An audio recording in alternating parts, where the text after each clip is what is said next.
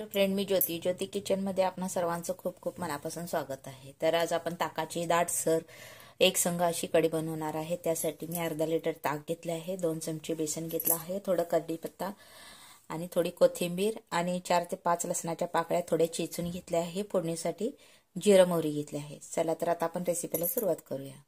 आता मी गॅस पेटवला आहे, भांडं गरम करून त्यात 4 ते 5 चमचे तेल घातलं आहे आणि तेल आपलं गरम होत आले की त्यात आपल्याला जिरे मोहरी घालून फोडणी टाकून घ्यायची आहे।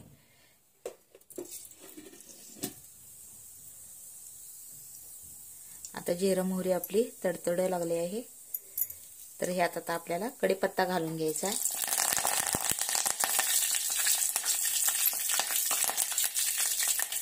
आणि मग ह्यात आता आपल्याला लसूण घालून घ्यायचा आहे। आता लसूण आपल्याला सोनेरी होऊपर्यंत परतून घ्यायचा आहे, तोपर्यंत आपण बेसन हे ताकामध्ये मिक्स करून घेऊया।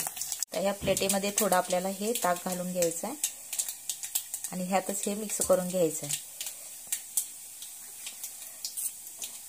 म्हणजे ह्यात गुठळ्या होणार नाहीत।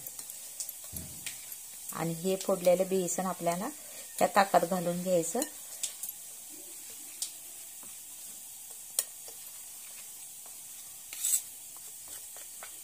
हे पहा, यातल्या आता गुठळ्या पूर्णपणे निघून गेल्या आहेत।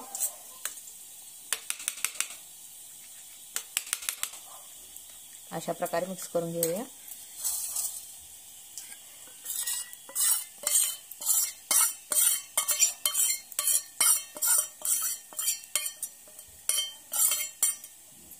आता ह्यात चवीनुसार आपल्याला मीठ घालायचं आहे, वरून घातलं तरी चालेल। आता आपला लसूण सोनेरी होत आला आहे।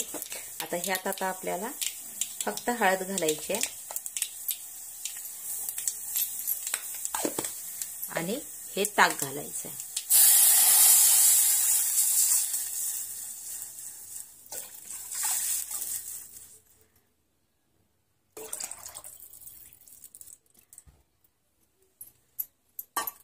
आता ह्यात चवीनुसार मीठ घालून घेऊ आपण आणि ह्याला मंद आचेवरच मीडियम फ्लेमवरच ह्याला 5 ते 10 मिनिटांसाठी व्यवस्थित असं शिजवून घेऊया, म्हणजे आपली कढी फुटणार नाही आणि एकसंग होईल।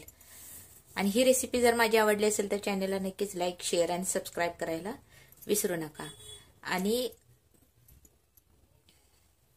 हे पहा, अशा प्रकारे आपली कढी आता उकळत यायला लागली आहे। मीडियम फ्लेमवरच ठेवलेली, त्यामुळे त्याला उकळायला थोडासा वेळ लागतो, पण व्यवस्थित असं ती आतूनच शिजत येते आणि आपली कढी एकसंग होते, म्हणजे त्याला दाटसरपणा व्यवस्थित असा येतो। आणि आता ही आपली कोथिंबीर ठेवलेली ती आता वरून आपण घालून घेऊया आणि 1-2 मिनिटं ह्याला व्यवस्थित असं शिजून देऊया आणि गॅस बंद करूया। आणि ही रेसिपी जर आवडली असेल तर चॅनलला नक्कीच लाईक, शेअर आणि सबस्क्राईब करायला विसरू नका।